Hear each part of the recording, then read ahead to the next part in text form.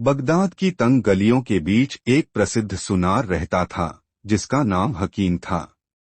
उसका हुनर इतना बेमिसाल था कि दूर दूर से लोग उसके पास आभूषण बनवाने आते। उसकी दुकान पर हमेशा भीड़ लगी रहती, लेकिन हकीम को बस अपने काम से मतलब था, जब तक कि एक अजीब घटना ने उसकी जिंदगी हमेशा के लिए बदल न दी। एक शाम जब बाजार की रौनक धीमी पड़ रही थी, उसकी दुकान में एक रहस्यमयी बूढ़ा आदमी दाखिल हुआ। उसकी दाढ़ी बिखरी हुई थी और आंखें इतनी गहरी कि जैसे उनमें सदियों का अंधेरा छिपा हो। उसने अपने मैले कुचैले कपड़ों से एक अंगूठी निकाली, काले पत्थर वाली अंगूठी जो अजीब सी चमक रही थी। क्या तुम इसे ठीक कर सकते हो?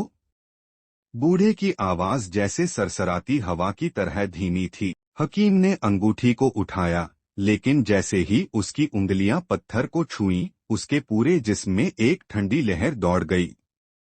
उसका दिल जोर से धड़कने लगा, पर उसने खुद को संभाल लिया। ये अंगूठी इतनी भारी क्यों लग रही है? उसने हैरान होकर पूछा। बूढ़े ने मुस्कुराते हुए कहा, ये सिर्फ एक अंगूठी नहीं है, ये एक कैदखाना है।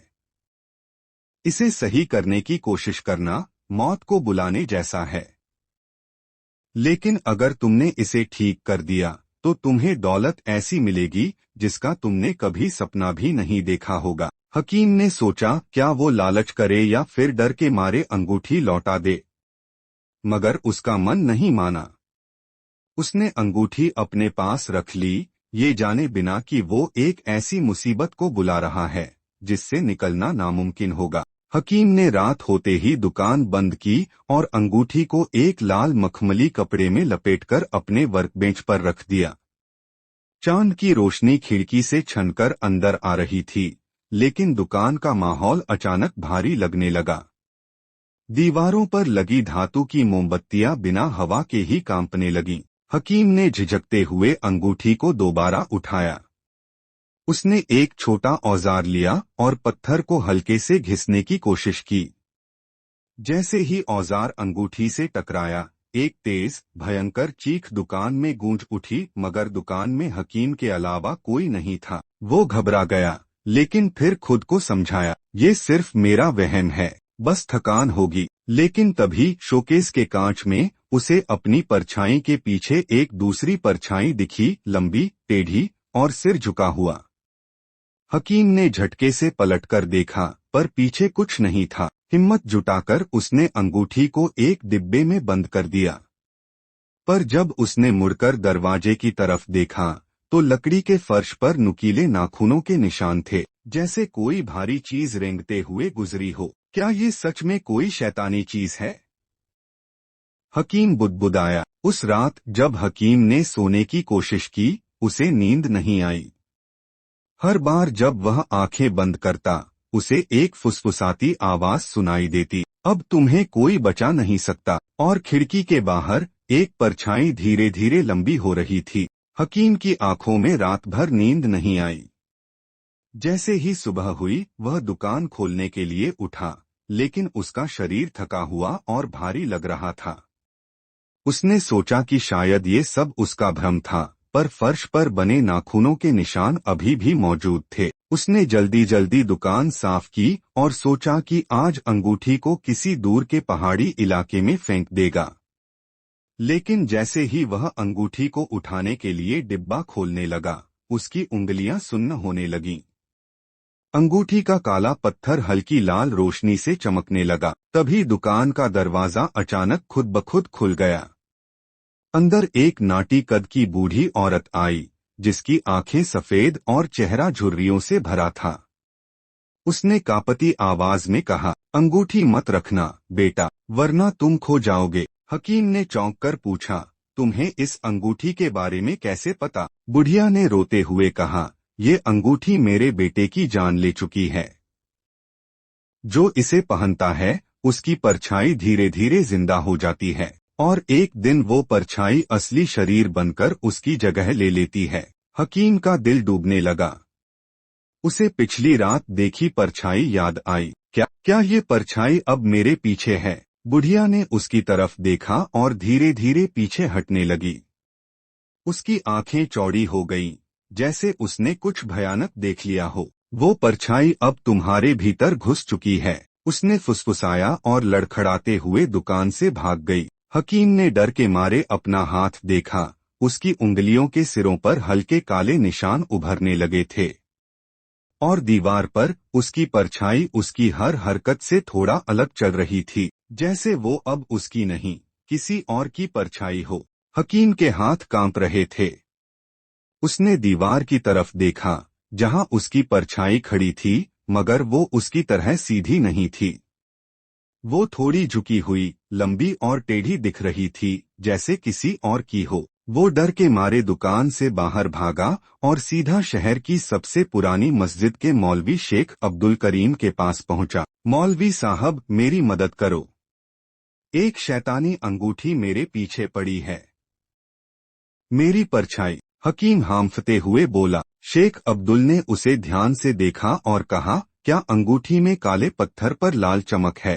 हकीम ने हैरानी से सिर हिलाया। मौलवी साहब की आंखों में चिंता गहरी हो गई। ये अंगूठी एक पुराने जादूगर की है। उसने अपनी आत्मा को एक अंधेरे जिन्न के साथ बांध दिया था। वो जिन्न मरने से पहले अंगूठी में कैद हो गया और अब वो हर इंसान की परछाई पर कब्जा करके उसकी जिंदगी छीन लेता है। हकीम की आंखों में आंसू आ गए।